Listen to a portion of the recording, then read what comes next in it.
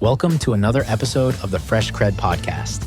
Today, we're diving deep into the world of produce with a true industry veteran, Joe Merenda. Joe shares his invaluable insights on supply chain dynamics, the challenges of maintaining freshness, and the evolving demands of consumers in today's market. Join us as we explore the intricacies of delivering high-quality produce from farm to table and gain a fresh perspective on the strategies that keep the produce industry thriving. Let's dive right in. Joe Miranda, CEO and co-owner of Missionary Veg. How you doing, Joe? I'm doing well. Thanks for joining us. Great to be here. So, Joe, he's here in beautiful Monterey County, right? That's correct. And so has it always been home? No, originally Chicago, Colorado, California. No kidding. All right. Colorado. We're just talking about ran Colorado. Out of real estate going west. And I had to stop. Yeah, you didn't have a choice, right? So Chicago. Grew up in the produce business in Chicago? No, sir. What'd you do in Chicago, or what was the... Grew up in a family of crazy Italian people. Yeah? Yeah. It's a funny story about getting into this business is when I was looking at colleges, I got accepted to the University of Illinois, but I only got accepted in the agribusiness school. And I said, what would I ever do with an ag business degree? Seriously? I swear to God. Yeah. Wow. So I went and signed up to be an art major at Northern Illinois University. And then they told me I had no talent in that, so I switched majors again. So okay, that's art. You already tipped my bucket over. Hell, we may not talk any produce at all on this damn show. So art major. Yes, sir. Did you pick that because you thought it'd be easy, or are you actually in the art business? No, someone told me I was pretty good. So I believed them, and then I got through 2 years of it, and they're like, there might be room over in the business school for you, son. You should go to produce. You're not very good at this. This industry doesn't require any talent. Go to this one. Awesome. So you're a big art guy. I am. Oh, very cool. Yeah. I think we've talked, but my wife's an artist and quite accomplished in that space. That's the Santa Fe connection. That is absolutely down there. Yes, yeah, certainly that is why that's a place that we frequent on the regular. But my entire family, not including myself, but my kids, my son, everybody, they all have super great, just different talents, art skills and creative stuff and whatever. But yeah, for me, my whole college career, I literally, after 6 years, 3 universities, I finally went to the counselor. I said, look, here's what I have. I need the easiest or the degree to get me the hell out of here. With all I've got, which one can I get out of here with? And that's how I got a marketing degree. Well, I went through the exact same process after they kicked me out of the art school. Yeah. And I went through everything, and I'm like, oh, radio, television, and film. So that's what I got a degree in, radio, television. No kidding. Yeah. Wow. Good God. But this is perfect for you. You're going to be like, right at this home. is right at home for you, man. Now, have you done podcasts before? I have not. No? No. I don't. It just hasn't. I'm busy. You listen I'd to love any? though. I think, yeah, I do. I love them. Yeah. Well, Do you have a favorite? I've actually been thinking we need more of this in our industry because we have a lot of fun stuff to talk about, a lot of fun people to talk to. That's a fact. And that's what we found out. We didn't know it at the time. I mean, it was supposed to be, the whole show started with me and Ed just going to yuck it up. And apparently nobody wanted to hear us, yucking it up. So we had to bring in some more. We found it very entertaining. I was going to say, how many did you get through? 3? No, we did a bunch just us talking. for like a year. But eventually we had to bring in some other people because, we doing it for 12 people was not really that great. And none of those people were our family. I don't think my wife's ever listened to any of the podcasts. Actually, I take that back. She listened to a couple. Callie, anything? She's devout listener. I don't believe that for shit. You shouldn't. But anyway, Joe, so out of college, you said from there to Colorado? There to Colorado, went there to ski. Oh, my God, yeah. Then I met my wife, and we moved down to Denver. I went and worked for Coca-Cola for a couple years. And a good family friend was, you might remember Sid Verdorn. He was the CEO of C.H. Robinson. Yeah, I remember the name. Yeah. Now that you say industry, that. One of my original mentors. He just came to me one day and said, hey, you seem to work a lot at Coca-Cola. And I was like, he's like, how many hours a week you working? I'm like, I don't know, 75, 80. That's normal, right? He's like, you should come over and work with us and work like 70 hours. Yeah. That'd be really successful. And literally, I walked into the office in Denver there, and I fell in love. Literally, I walked in, and the energy and the juice, and that's when, it was like 1994-ish. Okay. Things were pretty fun. Yeah. There was a lot of stuff going on, and I just kind of fell in love with it. Yeah, I came in the business in '92, Chiquita, Yeah. and so I'm very familiar with the time. Different time. Different time. Shit tons changed. Big time. Yeah. So transportation then. So you came into the No, I business. came in on the produce side. Okay, so you were with their fresh division. Yeah, I was with Okay. the fresh division, and then they moved me out to California to open up their Fresh One marketing division when they wanted to become more of a grower shipper. Yeah. Did that for several years, and then I came over and with my buddy Tom Minnick, who's another one of my mentors and my business partner, and we started. He had started Food Source at that time, and we did the Food Source thing. And then C.H. Robinson bought us, and then we did that for another 5 or 6 years, and then we started this Harbinger Group thing, which ended up buying Missionero, and now we've been with Missionero. We've had Missionero for about 8 years. Wow. Yeah.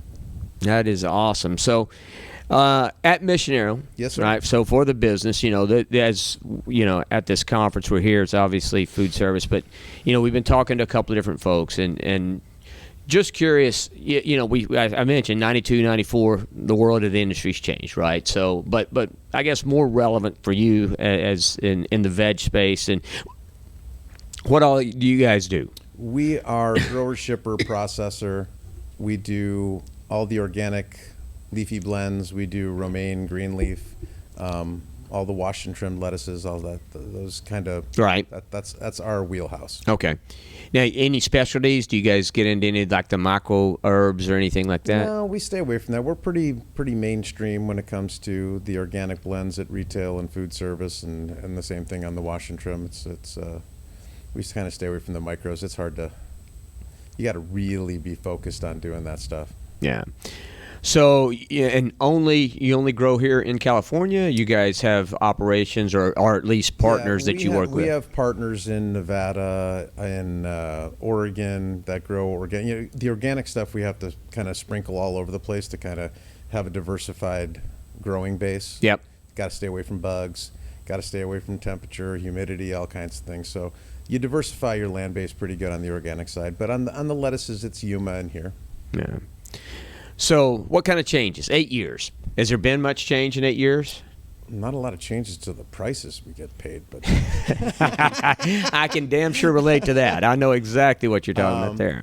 yeah, I mean, a lot of things have changed. I mean, the customer base is consolidated.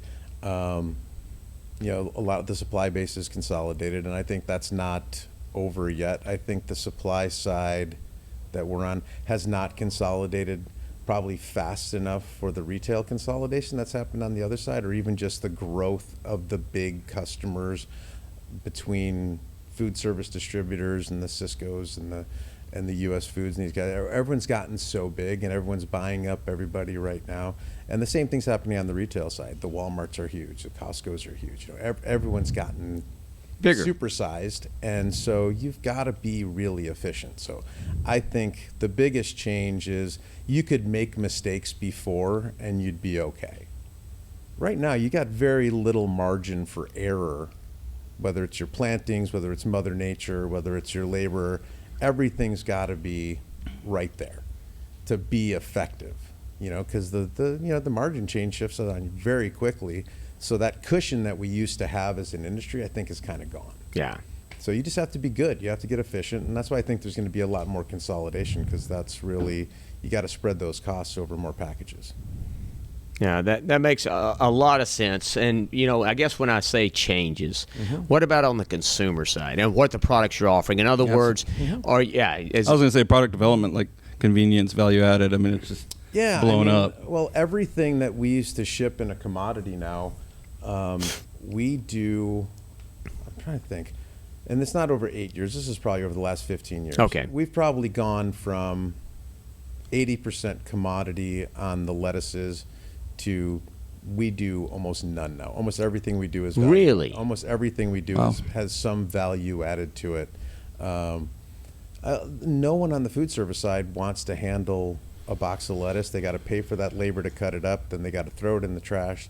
You're putting $3 worth of freight on that stuff, and you're shipping it across the country, and it's going into a dumpster. You know what I mean? So it's been good for us because we're really good at doing those single cut whole head lettuces that our customers love, and it just continues to expand and grow, and it's been a good spot to be in. The problem is you still have commodity that you need to sell, and we really don't do that much anymore. So we have to create little outlets for excess product. We're almost better off in a short market than we are in a long market. So what is it? I'm curious. That's interesting. So you don't typically. So when you look for niche to push those items off into, like, what would that be? Like we typically want to do something that's going to scrape a lot of acres quickly. So we'll just do mini bin contracts or bin contracts for regional processors and just say, hey, okay, I need to clean up 6 acres and go throw it in a bin and sell it to a regional processor somewhere that's going to go chop it or do whatever they do with it. It's just easier than trying to set up something with a retailer or a food service house that, okay, I have lettuce for the next 3 weeks that I need to sell. They're like, yeah, one of the big changes I would say in the industry is the flexibility to promote and move a lot of product when you need to. Yeah. It's just rare now. People promote when they want to. They promote based on what they did last year, and those time periods in between, it's almost like it's too much work to go out and try and have their whole sales force go out and hit every restaurant in town and sell an extra couple loads of lettuce. They're like, it's just not worth it. Yeah. It's just not worth the energy anymore. Whereas that was what the whole industry was built on, was when we're long, you promote. When we're short, you raise prices and shrink demand. Now everyone's, no, we need 52 weeks a year, same price. And you can't really get that same flow. Well, the industry overall, right? So, and we have buckets. Our big bucket is still, we're kind of the late adopters. I say late adopters. It hasn't been developed yet. It's coming, and we're going to move more towards what you guys are. I mean, so I originally, while I was in college and coming out of college, I was on the CPG side of the business. I mean, I was, in the food piece of it, and so I can see in the industry, you guys are the forerunners of it. That cut leaf is really the forerunner to what the rest of the world's going to come. Because I know when leaf came in and they were putting the salads out, nobody's going to buy that. They all want to touch and feel it. They got to experience. They want to take it home, cut it fresh. No. Nope. And the world is getting more and more. Send it to me, ready to go, ready to prepare. We talked to a chef earlier today at Hannaford, and she talked about, people coming in, and now they don't just want it and let us prepared that they got to go home and do something. They want the whole dude fixed, and you just roll up and go eat kind of a program. But what I was going to say on the CPG side, like I say, we're still in a lot of the bulk sales, but the farm, that piece, is still what it always was. Hasn't changed. Some days it will produce 20% more, and some days it will produce 20% less. And it's not a manufactured good, and its predictability is better, way better than when I got started in this business, for sure. But still, that's kind of a missing dynamic that we have, not being able to promote. When you have an abundance, not being able to push it out. It is. It's tricky, and I think there's probably room for that flexible retailer or food service or wholesaler out there that has the flexibility to do that. That there is a big opportunity for that person to develop that in the marketplace, because there's very little of that still happening out there. So I would say, on the wholesale, retail, food service side, people figuring out what to do with excess product would be very helpful to the industry. It would drive down prices, actually, because we'd have better utilization. Yeah. Because we grow a lot better than we used to. I mean, yields are great compared to what they used to be. So you get more with less, but when everyone's overplanted, I mean, it doesn't take much. Yeah. 5% sends this thing into a tizzy. Because at the size you're doing. I mean, right. I said 20%, but yeah, 5%. Yeah. in our space, it'll send things crazy. Yeah. The consumer, though. Yes. Okay, you've got two different types. Mm-hmm. You've got the restaurant consumer, and you've got the eat at home or what they're going to have in the refrigerator. And you guys, with what you offer, what is the top item that you've got, and is it different for those two types of consumption? Well, I think the biggest change is, and I can't remember which retailer told me this, I think they said that 55% of all of their value-added sales right now contain a component kit. So kits at retail have really evolved into a huge part of the set. Okay. And if you say does retail lead food service or does food service lead retail? You're talking about convenience. Mm-hmm. Right. Well, like you said, at Hannaford, they don't just want something cut up for them. They want all the ingredients. They want to take it home. They want to eat it. At retail, that is what's happening. We don't just put romaine in a bag anymore. It's romaine, and it's a bunch of other ingredients, and there's salad dressing, and there's croutons, and there's some protein, or there's some other. That is what the consumer is picking, that because it's just easy. It's 5 minutes of prep, and they're done. At food service, I think there's a different challenge because they've got labor issues. Like California, they just raised minimum wage on fast food restaurants to $20. So they don't want to prep anything. But at this point, we haven't started developing like that full-blown kit for food service, but I think that's where I think this is going to go, where that restaurant chain is going to put together the recipe, and they're going to say, here's all my ingredients, here's all my suppliers, give me a box. Send me the components. Send me everything I need to put it together so that I can just have someone in the back room just put the whole thing together, make those salads, have 1 day's worth, and just be done. And in essence, that labor could then be less skilled. Exactly. Well, or it could be, which I was going to get to, and that what you just said was one of the questions that I had, is where are things potentially going, and that was ideal into that. But yeah, I mean, potentially, maybe there's no human at all putting that component together. It's possible.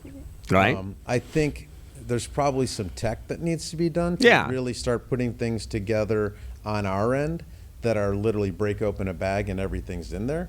Like, our stuff doesn't live together that well with other things. So, each ingredient has a different life, and each ingredient has a different bag that protects it from that life. So trying to get lots of stuff in one bag so that someone could just break it open, or that a AI robot could just bust open and throw into a tray. It's going to take some time to get that part of it done, but I mean, I've seen all kinds of stuff now with robotics in the back of restaurants that people are experimenting with, where you punch in what ingredients you want on there, and it just goes down the line and just drops. And hey man, I saw a deal, and literally I looked into possibly investing in doing one of these. So it's like a standalone. It's kind of like a container, like a shipping container set out, and people go up and you punch in your pizza order, and inside the container is all the machinery. Makes the pizza, sticks it in the oven. You go to the other end, pizza comes out. And I'm thinking, freaking genius, right? Yeah. And, pizza in terms of input cost versus what you sell it for actually is pretty cheap. I mean, I know that they complain about when dairy prices are up and things like that, but at the end of the day, if you know any of the metrics behind pizza making, Domino's does a $10 pizza that's costing them probably about $2. Yeah. I don't know. It's probably not that, but it's pretty cheap. Yeah. Yeah, it's a pretty good margin business. But yeah, if you can imagine, all of a sudden now you don't have any employees, and then you've got a robot car that rolls up. It's crazy. Picks it up. Yeah. You ordered it on your phone from your home. Yeah. 100%. An autonomous car went and picked it up. A robot put it together. I don't know. I guess we're going to have a lot of time. More golf. Yeah, exactly. I was going to ask you about, so I read somewhere, and it's been a while now, but in Texas, I don't think any municipality, definitely not the state, hasn't instituted like organic waste disposal. I think in California it's pretty, they're digesters, or there's different ways that you can dispose. I mean in processing you have some drop off, right? Yeah, in our processing, everything goes into, everything is segregated out by if it's something that can go to feed somewhere, or if it's something that can go to fertilize somewhere. Everything is segregated into different groupings. So like, we did a project about 3 years ago where it wasn't a fun project, but it was a project. It was a project. We had 50 people from our plant, and we had to take all of our waste for one day in the plant, and they took it out to the dump, and they had everyone in all those 50 people sorted our trash for the day to where it actually ends up in the waste chain. So now, was this one? So you did this project. What's the basis of the project? the basis of the project was we were working on getting certified for the sustainability project that we were working on. Uh-huh. Part of it was, how do you manage your waste? Gotcha. So the whole concept was, go through your waste for the day, recyclable stuff that you threw in the trash, put over here. Stuff that can go to landfill goes over here, this goes over here, and literally had us go through, and there's a lot of waste in one day. Oh, I can imagine, It's yeah. disgusting. But, everyone got their boots on and got their white suits on and went out to the dump and sorted through it, and it kind of taught everybody that, there's a reason why there's color coding in the facility, there's a reason why things go here, there, and now we did it a year later. It took like 10 minutes. No kidding. Whereas the year before, it was 3 hours of people trudging through a Wow. mess. Got there the next year and it was like, oh, nope, that's over there. Okay, let's get out of here. Yeah. It's amazing. So you would say that it was effective? Well, it's not only effective, but it saves you money. Because when you send it to the dump like that, it costs more than if you send it to where it's supposed to go in the waste stream. Pre-sorted. Yeah, that's interesting. Something that I might want to talk to you a little bit further about offline on that, because that's, like I say, with all the waste streams and trying to work towards sustainability. I mean, that was what I was hearing you say when you talked about everybody, 50 people, you got to go do it. Nothing like training with hands-on. And there's nothing like watching me go through the trash. I think it had an impact. Yeah, no, absolutely, for sure. So, no, I love that. Well, look, they waved the white flag pretty early on this podcast. I don't think we have real 30 minutes here. I mean, they Time flies. Time flies super fast. And I'm hoping, we can get back on and get deeper into some subjects. But really want to thank you for coming in. I mean, great story. Like I say, learn a little about you. The whole idea behind this is, leaders in the industry, right? Guys like yourself. There's a lot of people that don't know Joe, won't ever meet Joe, right? And so this is where they come to get a chance to meet you. People that are doing business with your company, would like to know. So your trajectory through, that's interesting for a lot of people because, like you and myself, we didn't really have a plan coming out of college, and I can tell you, with my son and his friends, that still exists. A lot of people don't have a plan coming out, but, if you work at it and work hard. It's still one of the beautiful things about our industry. Yeah. Is we are a big tent, and you got people from all walks of life coming through. You got MBAs over here. You've got guys that work their way through the field. I mean, we've got a woman that started picking lettuce at our company when she was 14 years old. Wow. And she runs our grower accounting department. Amazing. 42 years. Yeah. That's awesome.